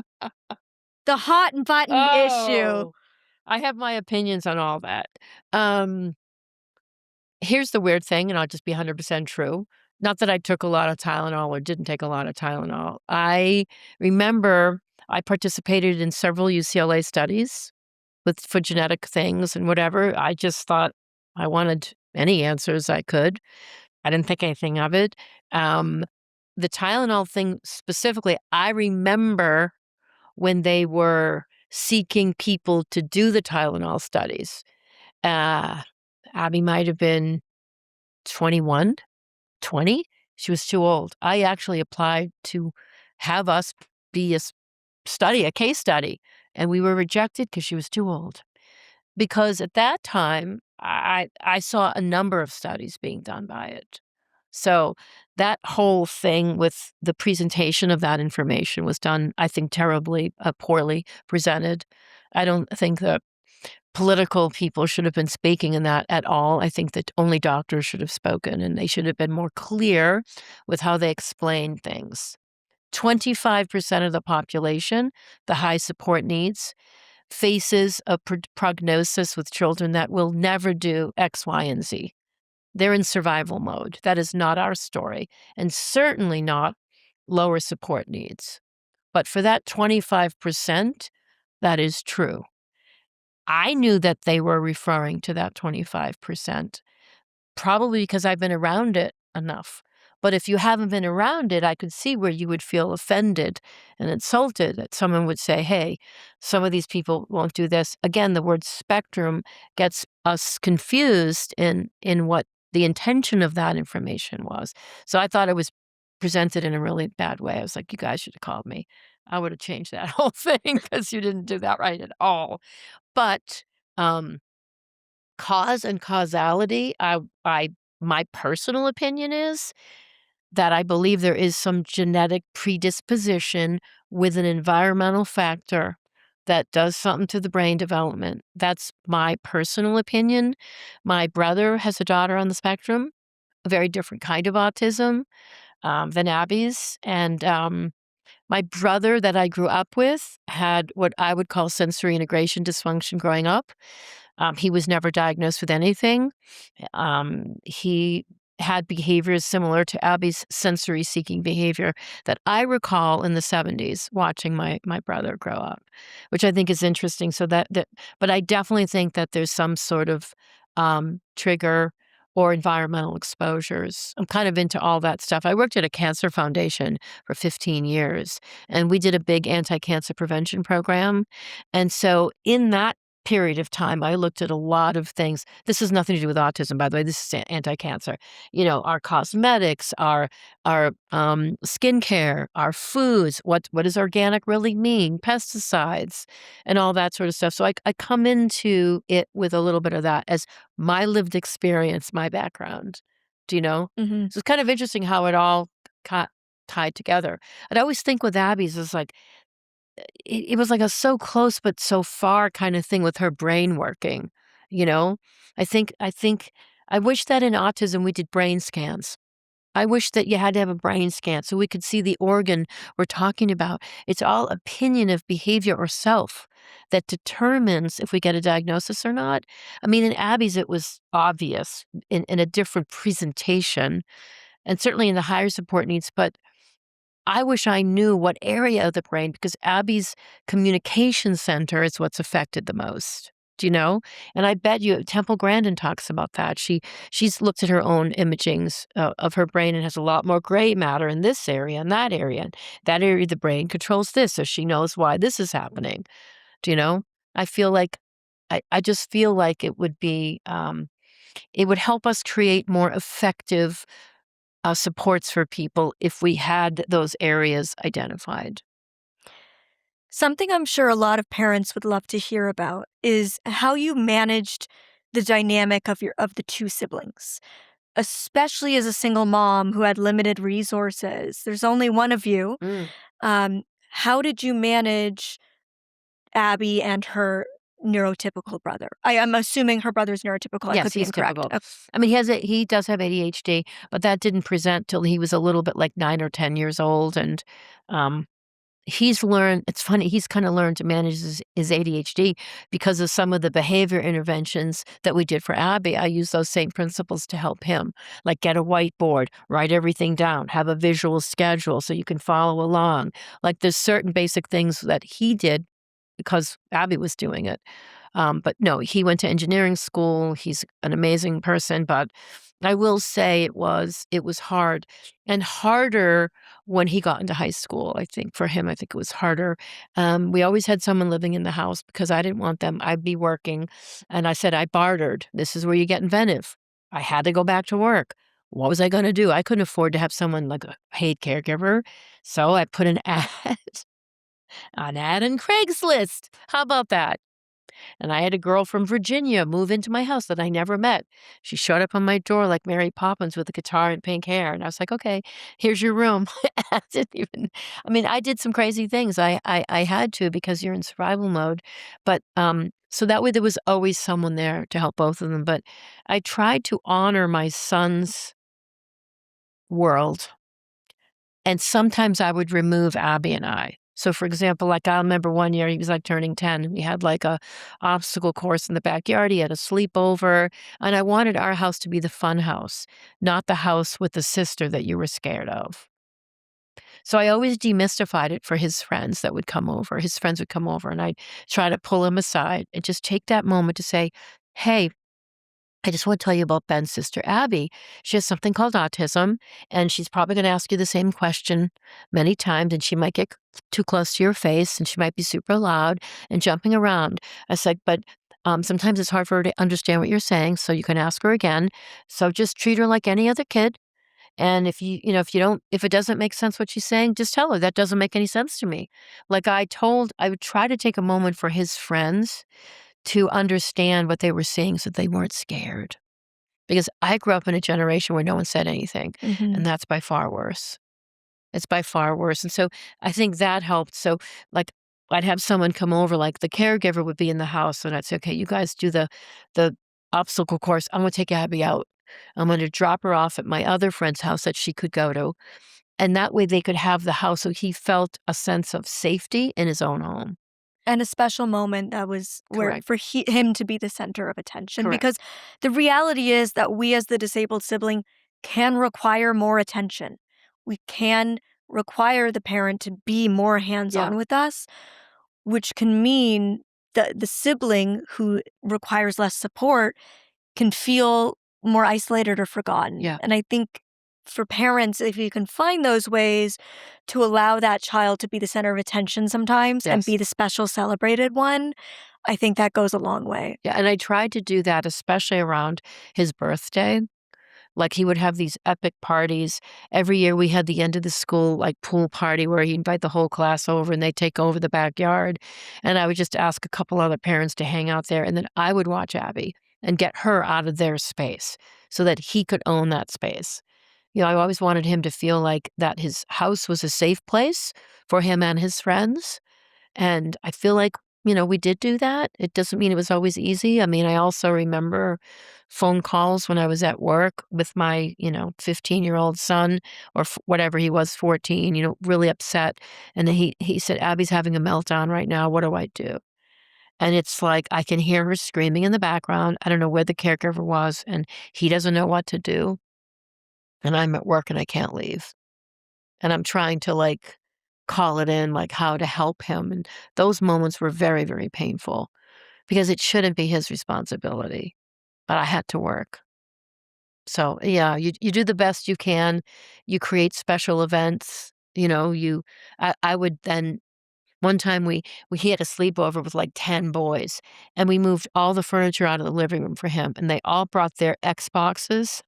So it was like a grand central. It was like NASA. There was these screens everywhere. You walk out there and it literally look, they were all on headsets. And it was like that. And I was like, okay, go ahead and do your controller things. And then I would take Abby into my room and set up a movie. And I would just watch her so that he could have the space. But it's a very tricky road. And I think all you could do is just try to really listen. I never expected him to take care of her. There was just those times. That's why I always had someone in the house. But there were times, obviously, it happened. So you just do your best and then making his friends feel comfortable by giving them the okay to say, if she's in your space, you can come to me and say she's in my space or whatever. But I just wanted to break it so that they weren't uncomfortable. People have loved following you and Abby. People have loved watching Abby's journey on Love on the Spectrum. How did that come to be, and how did you make the decision to move forward with the show? That is an excellent question because the show was a nothing, unknown show when we started. No one ever heard of it. And it was to me, I always called him the guy in the van down by the river because I didn't know who he was, Keon O'Cleary. He was Zooming us from Australia. He met Abby in her autism program, which was a singing and music program for adults on the spectrum. I used it as social skills. I always thought the arts were great for people on the spectrum, just getting them engaged socially. And I guess they came and observed the class. And the class was over as the story goes. Abby the bell rang and she just ran out. And Keon was like, wait, Abby. And she said, gotta go, the bell rang. And she just bolted to the car because she's like that with time. And so he, I guess, got our number from the program, called us. We did a couple of Zooms from Australia, and they didn't tell us anything.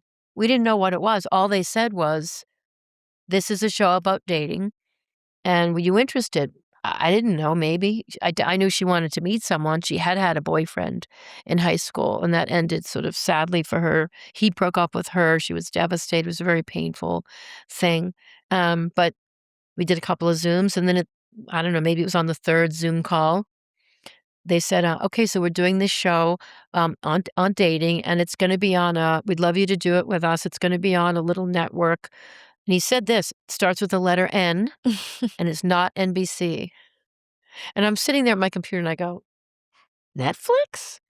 And he said, yes. And I go, literally, wait a minute. I go, wait a minute. This thing is going to be like a Netflix thing? And he said, yes.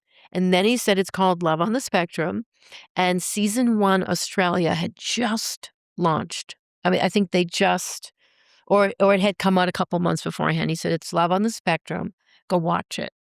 So I went and I watched it. I laughed, I cried. I thought it was so well done. And then I had another Zoom with him and I said, none of these people have a speech delay. I said, I don't think she can do your show. She has a speech delay. She can't converse like that and just chitty chat. That's what autism is for us. And I said, I just don't think she could do it. There's a guy driving a city bus. There's a couple traveling Europe. She has an aide to help her get through a day. And then Keon said, we're just telling people's stories. And this is Abby's story. And it made me think again, because that's the big discrepancy with what we see in autism, which is, they don't do shows on high support needs. And if they do, it's just a one show and one story about, one family's difficulties. So with this, it's often phrased as very negative and sad. Correct. Yes. It's more of that pity. Yes, it's more of a show that's I don't wanna say train wreck, but you know what I mean. Bit exploitative It's a almost, little and bit of just the drama of the pain of this individual mhm. who looks like they're suffering in this family. It's I don't know. So I was very mixed. So we basically said no. I said, "She's not right for your show. You want people that have no language problem." And he convinced me that it was okay. And I'd asked Abby, and she could care less one way or the other. She doesn't care about, gotta understand something. Cameras were therapy for her. She was in this, you know, autism music program where they did music videos and there was always little cameras here and there. And it helped her with social skills. So she doesn't have that like awareness or understanding like some might think. Anyways, the show was just this little thing. And so they came to the house. They did the thing in the bedroom. And it was Abby talking like this in her room. And it was a full-on disaster. They came to the house, they set up the camera, Keanu O'Cleary starts asking her questions, and she's yawning in his face, and she says, "I'm bored, can you go now? Don't st You're stepping on my stuffed animal, watch where you're going." I mean, she was not really, cooperating with him. I could hear it from the other room, and I was crying, and I thought, And you're probably thinking, "This is exactly what I." exactly what I said Yeah. was gonna happen. Can't do it. This is not the kind of autism y'all wanna show on TV. You want the either this kind or that kind, but you don't want this middle one. So I was, um, um, I felt bad that I encouraged Abby to try to do this. Anyways, they came back. I said, "Well, that was a one-off. That's over. Whatever this thing is, we won't be part of it." And then he called about a week later and said, "We want to come back, and we just want to shoot Abby in the house." I was literally shocked. I said, "Why would they ever wanna come back when she was struggling so much?" And they said, "We just wanna follow Abby around." So they came back and they just followed Abby around the house. And they saw the Abby that you see on social media, which was Abby leading them. Like, "Here's this in my house, here's that. Are you from Australia?" But she didn't stop moving the whole time. And Abby's a mover, if you notice, she's always moving. Sitting still is like she's cut off. She can't access her language when she's not moving. So it's a big part of her autism. And she was on fire telling jokes, being funny, saying funny things. And Keon turned to me at one point and he goes, "Is she always like this?" And I said, "Yeah, this is how she normally is. But you asked her to do it your way, which was to sit down, be quiet, sit there and answer Q&As, which is torture for her." And so in that moment, I learned, which is why I'm adamant about educational change, that when Abby sat there and had to sit there and be compliant, she lost her language. She lost her focus. She just wanted to get out of that room. And what is the school setting?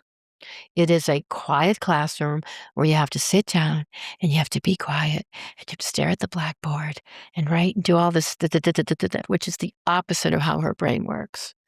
And in that moment, not just for Abby, but for all kids that have autism like her, whether it's moderate supports or low supports and ADHD, they need a different type of classroom.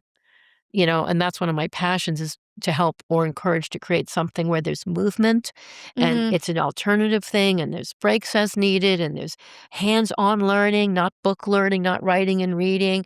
Maybe they need to jump around. A lot of kids have sensory issues. So let's really integrate that in a real way. As a But blind person who cannot visually learn, yeah, when the system is built for visual learners, I couldn't agree more there you that we go. need more kinesthetic, hands-on. That's right. I can't conceptualize something when I've never seen it, but Yeah. if I get to touch it, Yes. I can understand it. Oh, wow. But if we're looking at books, I can't get anything. Yeah. So I'm completely on board with you, and, I feel like everything, like life skills and they should have a sensory class, not a gym class where they're playing dodgeball. I don't even know if they do that anymore, but you know what I'm saying? Like, mhm. they should be learning their so one of the things I've taught Abby is her own sensory needs because I can see it in a way that she can't because she can't access the descriptive language and she can't connect the dots. But like I love we're just posting about what heat does to her, extreme heat. Extreme heat. She just came to me the other day and I posted about it. She said, "Extreme heat makes me lose my language. I totally go off into my own head and I go down what we call the dark bunny hole, which means I'm no longer paying attention to the outside world." And it was the heat that does it. But for her to understand her own sensory triggers is success. Because this means when I'm dead, to be blunt, she's going to be able to rock it without me. And that is the goal. That is the goal. And if I have to be her translator to show her how that works, great. But why aren't we teaching this to our kids who are neurodivergent, who have sensory needs, whether they're in a public setting or a most restrictive environment, which is what Abby went to. Abby went to an autism school because she couldn't be mainstream, because she couldn't do the work, she couldn't focus, she couldn't pay attention. And she was a little disruptive at times. Now, we all watched Abby, in fact, find love on the Yes. spectrum with David. How did that make you feel watching that relationship blossom in real life and then watching the rest of the world experience that through Netflix? I mean, living it, obviously, the most important thing is, Abby had a boyfriend before David, and watching her with that boyfriend gave me so much hope for her future because, nobody wants their child to be alone. No, I don't think. You know what I mean? We want them to have either a really tight group of friends or a partner or whatever. So seeing that was after the first breakup, which was quite painful. Everybody's first breakup is quite painful. That's a standard lived experience we all have to go It was through. awful. I mean, honestly, that was so horrific for me. And that was hard because the mother, parents are involved in autism and helping navigate relationships. They often don't drive. They can't do the planning. Abby didn't learn to text until she was about 18, and it was me teaching her how to do it. No, do this. I can't do it. The buttons, I can't do it. No, you can do it. Now she can do it. No problem. But it's not like she's not on autopilot for these things. She's on manual and everything had to be taught. But the mother of this young man called up and just said he's had a change of heart. And she said, well, let's face it, my son should be able to have a conversation with his girlfriend, and Abby can't do that. So, and it was like a knife because, ours is, like I said, speech and language and conversational language. And that just went right through me. And I was like, okay, bitch, game on. My girl is going to be And it's so hurtful chatting. when somebody who should understand, right, a mother in a similar experience doesn't. Yes. It's that much more painful. It was very painful. When your own community feels like they turn against you. Yeah, they met at the autism school. Yeah. He was in the same kind of class as she was in. Anyway. And it's hard when a parent is making a decision for their child. Yeah, I mean, that's what she said. I don't know if she influenced him. I don't know if he said that. That's their choice. I'm just saying that's what I heard, and it was very, very painful and stuff. So Abby finding and meeting David was just like the greatest gift ever. It happened in real time, as you saw. I mean, their dates were great. They had a lot of common interests, and it was just a beautiful thing. And looking back now, they're not together now, and Abby had so much growth during that relationship. That is the takeaway. She decided that she needed more of a different type of partner, and she did a lot of work on herself. She went to therapy, autism therapy, where she could learn what her expectations of a boyfriend were, what she wanted. There was never any talk about them getting married or any of that. That was just tabloid, made up stuff. I mean, nobody could have imagined what the show would have been when you signed up, and it became so much bigger than you could have ever imagined. But could we have ever assumed TMZ was going to be posting about their breakup and claiming it was calling my cell phone. They're calling my cell phone to get a comment. tabloid pictures? Gosh, there's more important things going on. I get it. The love from the fans or people that cared was a beautiful, beautiful thing, and we love that connection. But I think the relationship went as far as it was going to go. It'd been 4 years, and I think Abby kind of wanted to go to a next step of connectivity, and that's not where David is able to go. So that's fine, and I'm really proud of her for advocating for herself. I mean, that kind of growth is tremendous. I mean, I was really, really proud of her for that. And it sounds like Abby got out of that relationship what we all should get out of any relationship. We should all grow as an individual in our relationships. Yeah.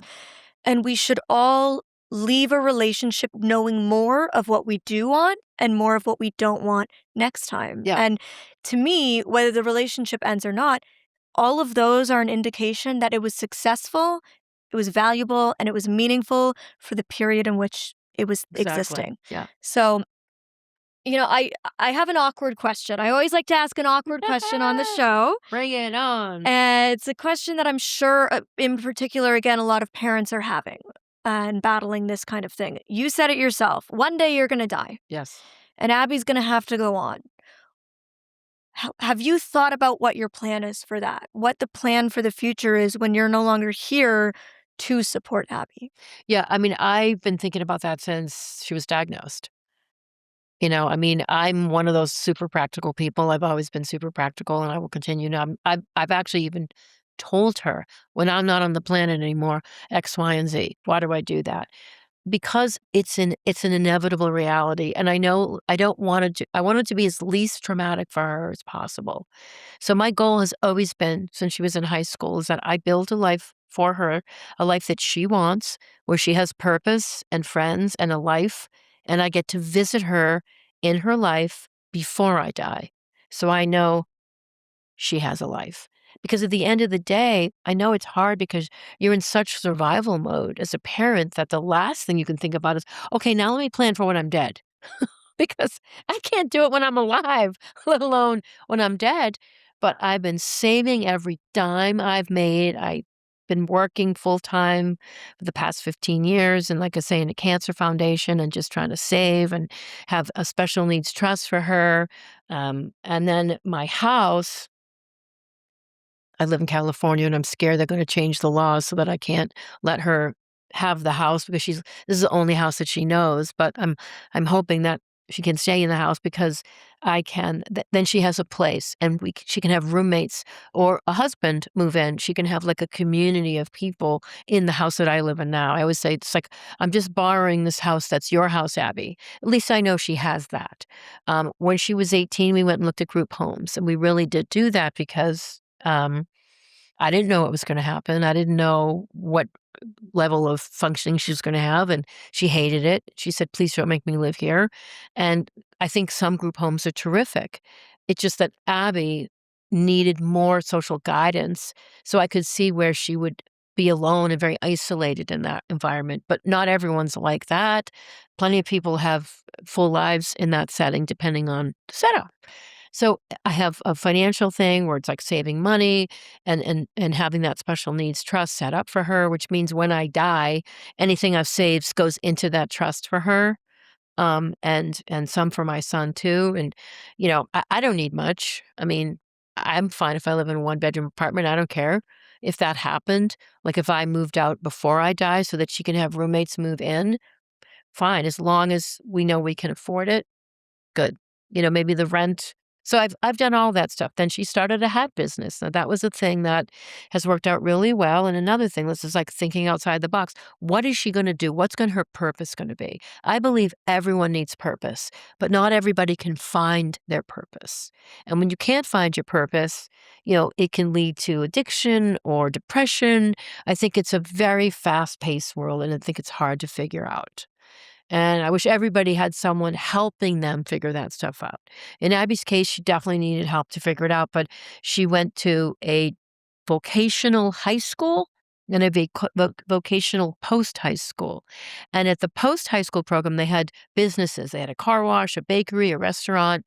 They had a weaving program. Abby got in the weaving program. She aced it. She was sitting there operating a rigid headed loom like this when I walked in on like the back to school night. And I had to turn away, I was crying. I was like, "My daughter's doing heavy machinery now, like, what is happening?" And I couldn't believe it, I just was so impressed. And I thought, "This is what her career is gonna be. I'm gonna build a business for her, and I'm gonna grab a bunch of other kids with autism that are making bracelets and headbands, and we're gonna use my garage as an office space, and we're gonna have a business, and these kids are gonna have a place to go 10 hours a week, and we're gonna sell the crafts online. Done. I'm gonna go on Shark Tank, and I'm gonna sell this to Barbara Cochran." So I went to the school and said, "Okay, I'd like Abby to take advanced weaving, please," because they only taught her the middle thing. They didn't teach her how to thread the machine. They didn't teach her how to take it off the machine. They only taught the middle part. Abby needs advanced weaving. School said, "No, we don't do that here."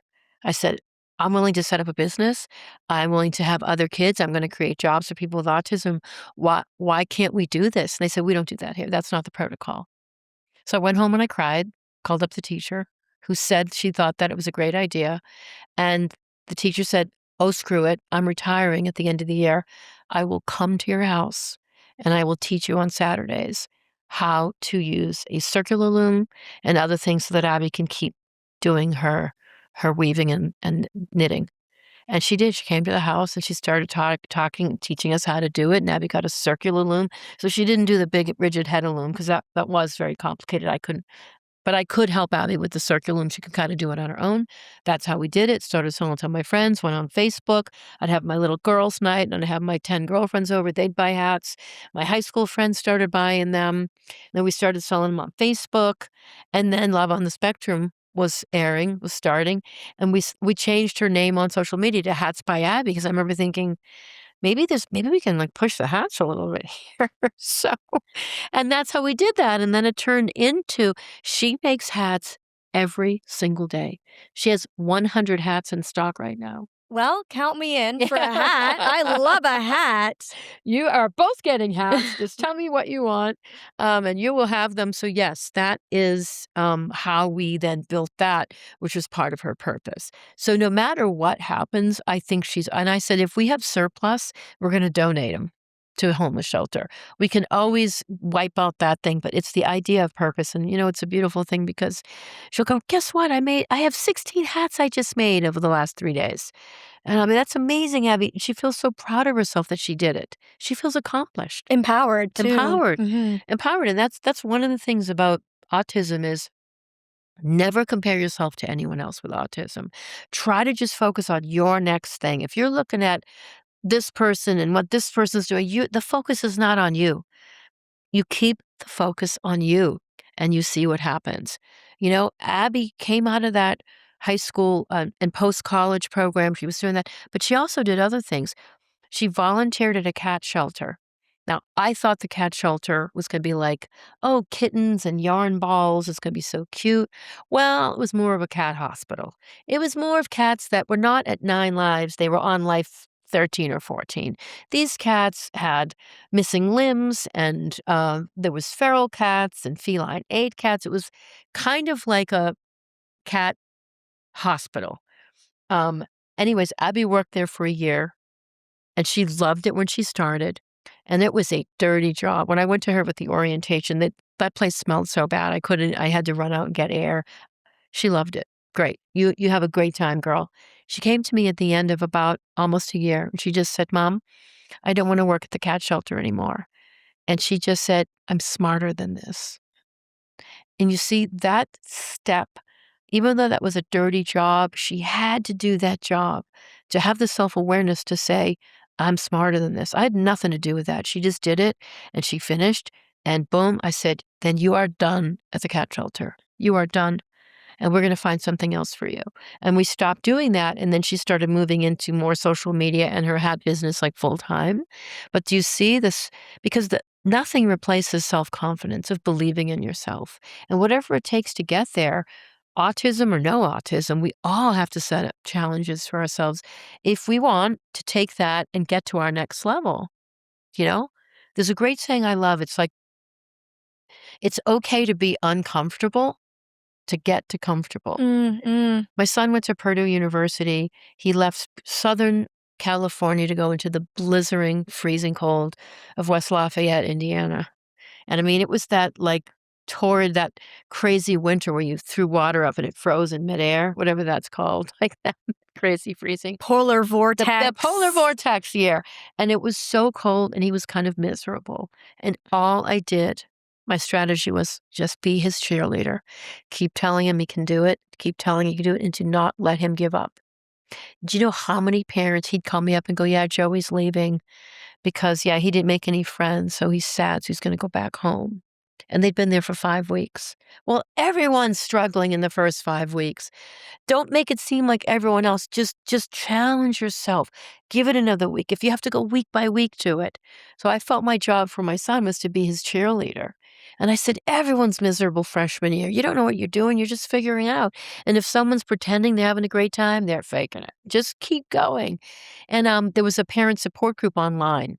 And I would read other parents' posting that same thing. Well, Billy's been there 2 months and, he's really missing home, so he's gonna be done. And he'd leave, and I'd say, "That's 'cause Billy is uncomfortable right now." But if you just let him be uncomfortable, he will become comfortable, and then he'll go to his next step on the ladder. And that's how resilience is built, Yeah. and the reality is we can't run from everything that's uncomfortable. Correct. And I believe that in the disability world in Abby's population, because it doesn't matter what it looks like for me or Abby's brother or anybody. It's what is Abby's next level? And the one thing I will say is I couldn't be more proud. That girl is a fighter. She is a fighter. She wants to try and do it. And, she's willing to do the work. But we try not to compare ourselves to anyone else. It's what is Abby's next level. And what I love is in Abby's population, the people that have known her since she was 10, it's kind of like a community of us, always remark at the growth that she has made in the past like 6, 7 years because she's doing podcasts sometimes. This is the girl that couldn't talk. She does it her own way. Don't worry, we're gonna get her on the podcast, guys. I'm essentially just using Christine to get to Abby. Abby's coming. Don't worry. But I mean, she can do that now and, in her own way, in her own, the way she's doing. But the fact that she can even do it at all is incredible. And so to each person, it's like, find your next level and just go for it. That's kind of the way we've looked at it. And, I want everyone on the spectrum to feel productive, connected, positive.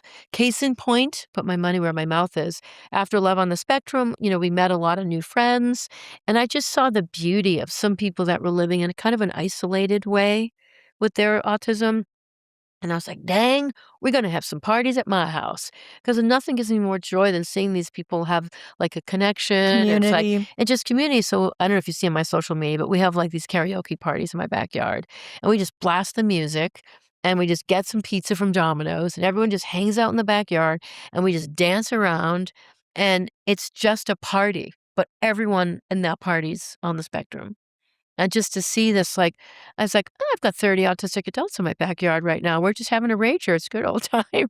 But being able to just celebrate and have fun and create that community. And I always say this to anyone that's out there listening. If you are a person on the spectrum and feeling isolated, you can go on social media. You can start a quick short list of people in your community. All you need is someone's backyard.